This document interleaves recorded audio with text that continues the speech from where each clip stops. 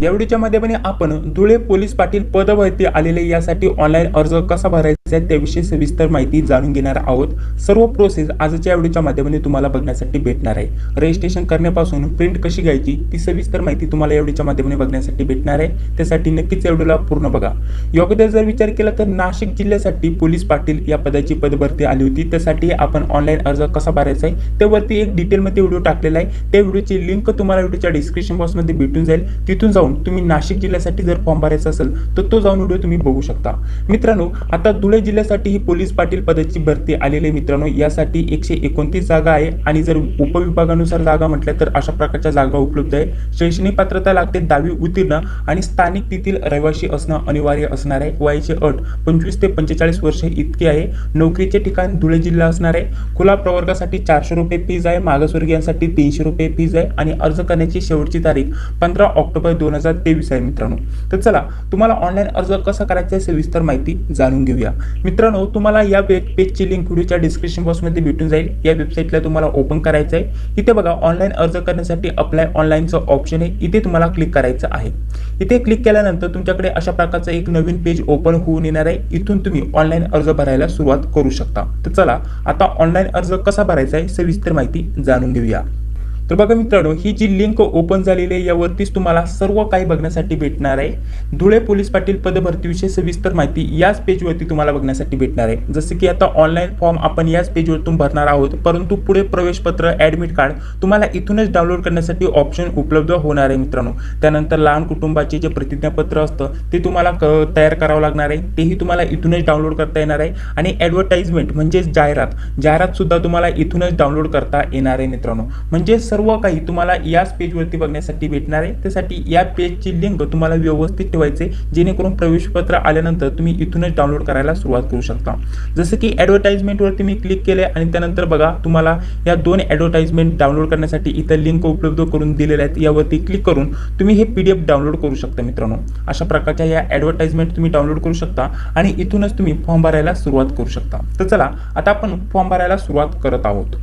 तर बघा फॉर्म भरण्यासाठी हे पेज तुम्हाला ओपन करायचं आहे। जर फॉर्म भरताना कोणत्या प्रकारची अडचण आली तर तुम्ही या ईमेलवरती संपर्क करू शकता। इथे देखील तुम्हाला वरती ईमेल दिसत असेल त्यावरती तुम्ही संपर्क करू शकता। आता सर्वात पहिल्यांदा तुम्हाला रजिस्ट्रेशन करणं गरजेचं असणार आहे। त्यासाठी न्यू रजिस्ट्रेशनचं ऑप्शन इथे न्यू रजिस्ट्रेशनवरती तुम्हाला क्लिक करायचं आहे। त्यानंतर पुढील पेज तुमच्याकडे ओपन होऊन येणार आहे। तर बघा त्यानंतर अशा प्रकारचे पेज तुमच्याकडे ओपन होऊन येईल। इथे तुम्हाला काही 7 सूचना दिलेल्या आहेत, त्या सूचना व्यवस्थित तुम्हाला वाचून घ्यायच्या आहे आणि त्यानंतर वरील सूचना मी वाचलेल्या आहेत, सर्व मला मान्य आहे असं तुम्हाला इथे टिक लावायचं आणि त्यानंतर पुढे चला इथे तुम्हाला क्लिक करायचं आहे। इथे सांगितलेलं आहे मित्रांनो, जाहिरात व्यवस्थित वाचून घ्या। जाहिरात आणि बाकीची सर्व माहिती तुम्हाला याच पेजवरती उपलब्ध करून दिलेली आहे। इथं क्लिक करून तुम्ही पूर्णपणे व्यवस्थित जाहिरात वाचून घेऊ शकता मित्रांनो। तर चला आता आपण फॉर्म भरायला सुरुवात करत आहोत। जाहिराती तुम्ही इथून डाउनलोड करू शकता। दोन्ही वेगवेगळ्या उपविभागानुसार इथे जाहिराती दिल्या आहेत, त्या जाहिराती तुम्ही व्यवस्थित वाचून घ्या। आता फॉर्म भरायला तुम्ही सुरुवात केल्यानंतर अशा प्रकारचं येतं। सर्वात पहिल्यांदा इथं तालुक्याचं नाव धुळे, त्यानंतर इथं गावाचे नाव धुळे असतं। तर इथून तुम्ही ज्या पण तालुक्यासाठी तुम्हाला फॉर्म भरायचा आहे त्या तालुक्याला इथं सिलेक्ट करू शकता। जसं की मी धुळे इथं सिलेक्ट राहून देतो। त्यानंतर गावाचे नाव, आपलं जे पण गावाचं नाव असेल ते गावाचं नाव तुम्ही इथून सिलेक्ट करणार। जसं की मी इथं एक गावाचं नाव सिलेक्ट केलं। पुढे तुम्हाला इथं पदाचं नाव, आता पदाचं नाव हेच असणार आहे पोलीस पाटील, कारण यासाठीच भरती आलेली आहे। त्यानंतर इथं जातीचा प्रवर्ग, आपली कास्ट इथं सिलेक्ट करायची। इथं सर्वसाधारणच ऑप्शन आहे, दुसरं कोणत्या प्रकारचे ऑप्शन नाहीये, ठीक आहे। पुढे बघा आपण जे गावाचं नाव इथं सिलेक्ट करतो त्यानुसार ज्या कॅटेगरीला आरक्षण असेल, ज्या जातीला आरक्षण असेल त्यानुसार हे सिलेक्ट असतं मित्रांनो। आपण जर गावाचं नाव बदललं तर बाकीचे कॅटेगरी प्रवर्ग इथं जे दिलेत ते वेगवेगळे येऊ शकतात। आपल्याला प्रवर्ग म्हणजेच आपली कास्ट इथं सिलेक्ट करायची असते। परीक्षा शुल्क जेवढा असेल तो तुम्हाला दिसून येईल आणि त्यानंतर आपल्याला सांगितलेलं आहे उमेदवार याच गावचा रहिवासी आहे का, तर आहे इथं आपल्याला सिलेक्ट असायला हवं। त्यानंतर पुढे तुम्हाला यायचंय। पुढे आल्यानंतर उमेदवाराचे पूर्ण नाव टाकायचे शैक्षणिक कागदपत्रांनुसार, म्हणजेच तुमचे जे पण 10वीचे मार्कशीट वगैरे असतं त्यावरती जसं नाव आहे तसंच तुम्ही टाकलं तरी काही प्रॉब्लेम नाही। परंतु जर तुमचं आडनाव पहिल्यांदा असेल आणि तुम्ही इथं पहिलं नाव टाकलं तरीही काही प्रॉब्लेम नाही, परंतु स्पेलिंग मिस्टेक होऊन देऊ नका। जी पण तुम्ही माहिती भरत आहात त्याविषयी इथं सविस्तर माहिती दिलेली असते नोटमध्ये, ती तुम्ही व्यवस्थित वाचून घ्यायची। इथे तुम्हाला पूर्ण नाव टाकायचं आहे, त्यानंतर आपला पूर्ण पत्ता टाकायचा आहे, संपूर्ण पत्ता व्यवस्थित टाकायचा आहे। त्यानंतर त्यानंतर मोबाईल नंबर टाकायचा आहे, ईमेल आयडी टाकायचा आहे, जन्मतारीख तुम्हाला इथे सिलेक्ट करण्यासाठी ऑप्शन आहे. तर बघा तुम्हाला इथं कॅलेंडर दिसत असेल, इथे तुम्हाला क्लिक करायचं आहे. आता त्यानंतर इथे मागे पुढे घेण्यासाठी ऑप्शन आहे. तर सर्वात पहिल्यांदा तुम्ही वरती क्लिक करणार, वर्ष येणार.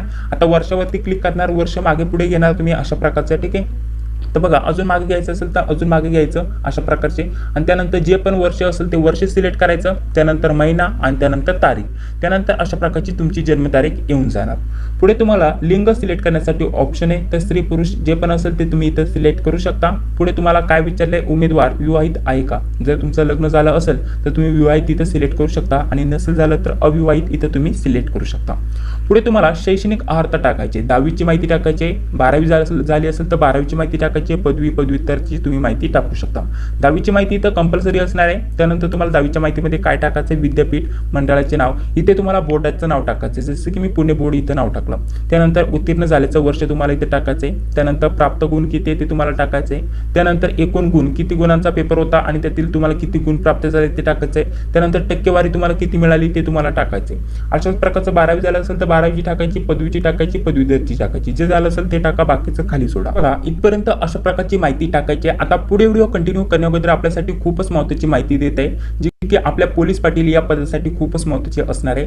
मित्रांनो, पोलीस पाटील या पदासाठी आपण काही नोट्स बनवल्यात अभ्यासक्रमानुसार.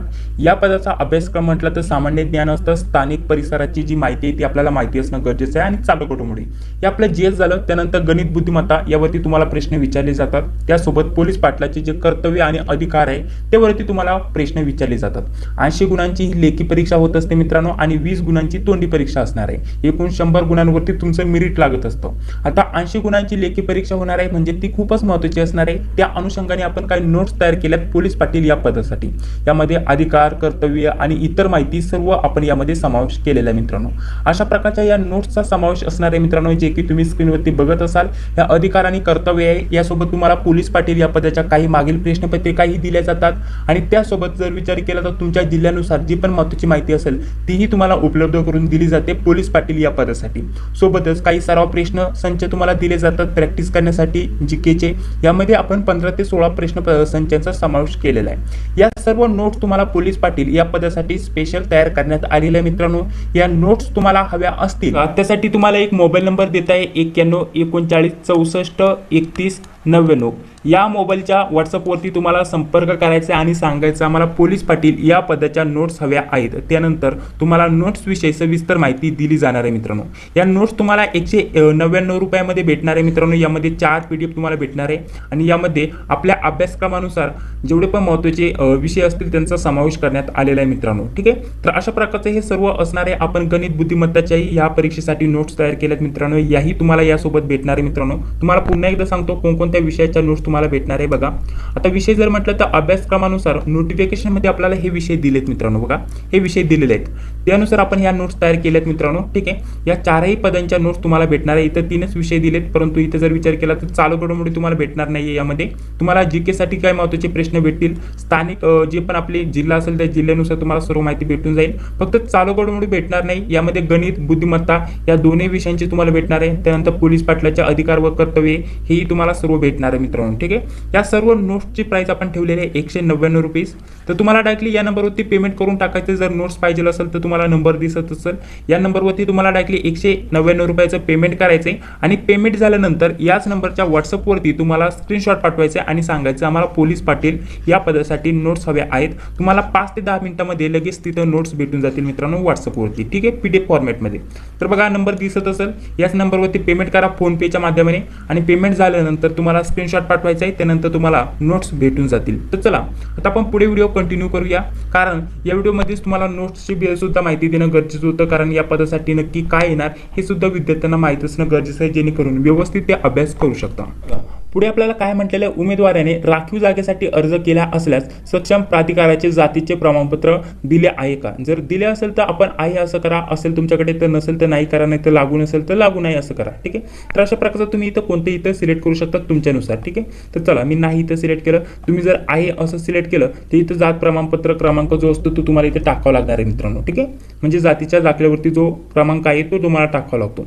त्यानंतर पुढे आपल्याला शारीरिकदृष्ट्या सक्षम असल्याबाबतचे तुमच्याकडे वैद्यकीय वैद्यकीय अधिकाऱ्यांनी दिलेले प्रमाणपत्र आहे का असं विचारलंय, तर हे तुम्हाला काढूनच घ्यावं लागणार आहे मित्रांनो. ठीक आहे, हे तुम्हाला सरकारी दवाखान्यामध्ये नाहीतर एखाद्या जे पण अधिकारी असतात, वैद्यकीय अधिकारी, त्यांच्याकडून हे प्रमाणपत्र तुम्हाला दिलं जातं. तर तुम्ही जा, तिथून मेडिकल सर्टिफिकेट पाहिजे आम्हाला या पदासाठी असं सांगा. नाही तर तुम्हाला जर म्हटलं तर कोणत्याही सायबर कॅफेमध्ये गेला आणि मेडिकल सर्टिफिकेट पाहिजे ते तुम्हाला फॉर्म दिला जातो, फॉर्म भरायचा थोडक्यात, आणि त्यानंतर तुम्हाला कोणत्याही वैद्यकीय अधिकाऱ्याकडे जाऊन ते प्रमाणपत्र तुम्हाला काढून घ्यायचे मित्रांनो, तुमची टेस्ट करून.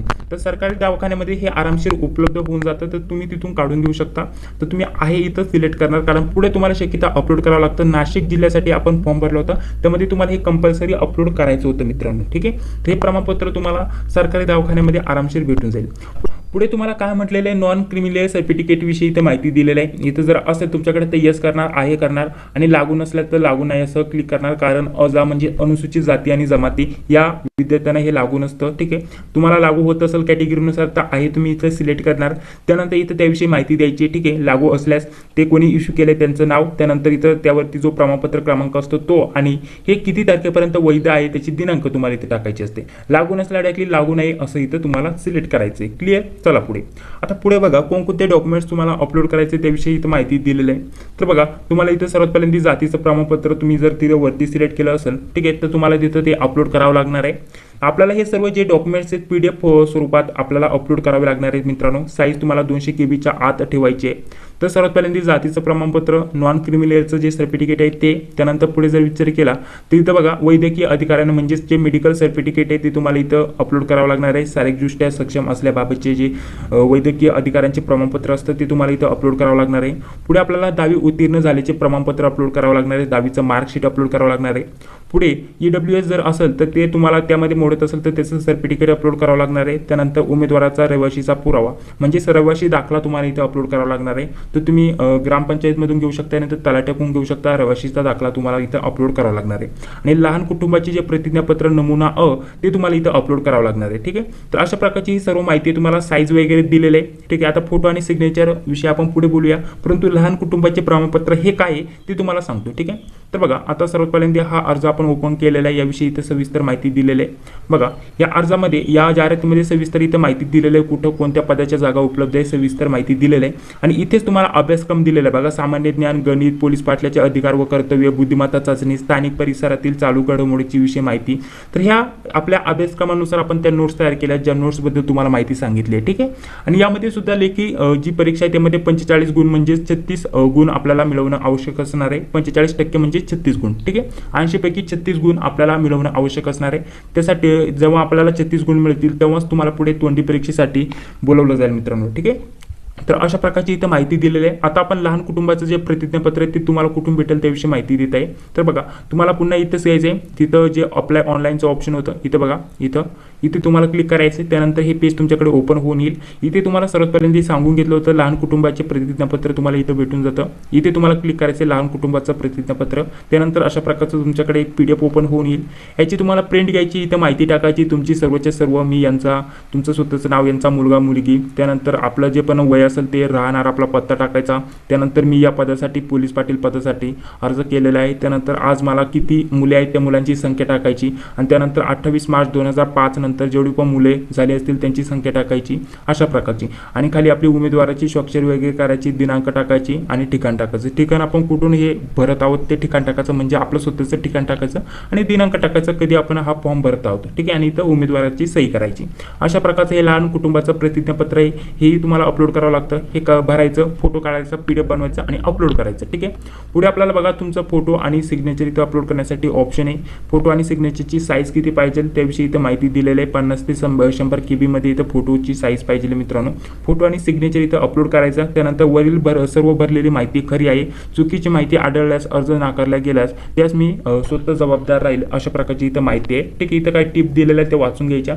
आणि त्यानंतर हा सर्व तुमचा फॉर्म भरून झालेला आहे मित्रांनो. आता फक्त काहीच करण्याची गरज नाही. नाही, इथं submit and pay fee online इथं क्लिक करायचं आहे. तुम्ही ऑनलाईन कोणत्याही माध्यमाने पेमेंट करू शकता आणि त्यानंतर डायरेक्टली फॉर्मची प्रिंट घेऊ शकता. ठीक आहे, अशा प्रकारची सर्व माहिती आहे, A to Z प्रोसेस मी तुम्हाला सांगितलेली आहे. आता काही मुलांचे प्रश्न येतील की आम्हाला PDF कसं बनवायचं, आमच्याकडे फोटो आहेत परंतु PDF आम्हाला बनवता येत नाही, तर तुम्हाला काय करायचं आहे तेही सांगतो. ठीक आहे, तर बघा तुम्हाला फोटो ते अशा प्रकारचं टाईप करायचं, फोटो टू PDF. ठीक आहे, फोटो टू PDF अशा प्रकारचं टाईप करायचं आहे. अशा प्रकारचं टाईप केल्यानंतर कोणती वेबसाईट तुम्ही ओपन करू शकता, एक्झाम्पल दाखवण्यासाठी मी तुम्हाला दुसरी वेबसाईट ओपन करू दाखवत आहे 2 नंबरची. इथे तुम्हाला चूज फाईलचा ऑप्शन आहे, कोणताही फोटो इथे तुम्हाला सिलेक्ट करायचा आहे दाखवण्यासाठी. इथं बघा इथं भरपूर फोटो आलेत, तर जसं की मी इथं एक फोटो इथं ओपन करतो. बघा फोटो मी इथं सिलेक्ट केलेला आहे, त्यानंतर कन्वर्टचा ऑप्शन आहे, कन्वर्टवरती तुम्हाला क्लिक करायचं आहे आणि कन्वर्टवरती क्लिक केल्यानंतर ऑटोमॅटिकली डायरेक्टली तुमच्याकडे PDF फॉर्मॅटमध्ये ते डाउनलोड होऊन येईल. इथं बघा PDF आपल्याला इथं डाउनलोड करण्यासाठी ऑप्शन आलेलं आहे मित्रांनो, म्हणजे आपल्याला एका क्लिकमध्ये हे PDF बनवता येतं. इथं वरती तुम्हाला क्लिक करायचं आणि हे PDF फॉर्मॅटमध्ये डाउनलोड होऊन येईल. बघा आता मी डाउनलोड करत आहोत, तर बघा हे PDF इथं आपल्याकडे डाउनलोड झालेलं आहे. इथं मी क्लिक करतो आणि बघा इथं PDF. ठीक आहे, इथं बघा मी आता यावरती क्लिक करतो, तर हे PDF तयार झालेलं आहे. अशा प्रकारचं PDF तयार करायचं आणि सर्वच्या सर्व डॉक्युमेंट्स तुम्हाला इथं अपलोड करायचे आणि डॉक्युमेंट्स अपलोड झाल्यानंतर फक्त पेमेंट करायचं आणि पेमेंट झाल्यानंतर ऑटोमॅटिकली डायरेक्टली प्रिंट काढण्यासाठी येते. पेमेंट तुम्ही कोणत्याही माध्यमाने ऑनलाईन प्रकारे करू शकता. नाशिक जिल्ह्याचा आपण फॉर्म भरला होता, त्यामध्ये पेमेंट कसं करायचं तेही दाखवलं होतं. ठीक आहे, तर बघा आपल्याला फक्त इथं क्लिक करायचं असतं. आपण QR कोड स्कॅन करून पेमेंट करू शकता, UPIच्या माध्यमाने करू शकता, फोनपे, गुगल पे, कोणत्याही माध्यमाने पेमेंट करू शकता. ठीक आहे, एवढेच फॉर्म भरण्याची प्रोसेस आहे. या व्यतिरिक्त तुम्हाला काय प्रॉब्लेम आला तर कमेंट बॉक्समध्ये सांगायला विसरू नका. आपण ज्या नोट्स काढल्या त्या नोट्स घ्यायलाही तुम्ही विसरू नका, कारण तुम्हाला अभ्यास करणं खूपच महत्त्वाचं असणार आहे. कारण इथं नोटिफिकेशनमध्ये स्पष्टपणे सांगितलेले 36 गुण मिळवणं आवश्यक असणार आहे. त्यानंतरच तुम्हाला मुलाखत म्हणजेच तोंडी परीक्षा देता येणार आहे मित्रांनो. ठीक आहे, अशा प्रकारची इथं माहिती आहे. या व्यतिरिक्त काही प्रश्न असतील तर कमेंट बॉक्समध्ये सांगायला विसरू नका. तर चला, जर तुम्हाला हा व्हिडिओ आवडला असेल तर व्हिडिओला एक लाईक करा, चॅनलला देखील सबस्क्राईब करा, जी बेल ती लाईक क्लिक करा. भेटूया पुढील व्हिडिओमध्ये. जय हिंद, जय महाराष्ट्र.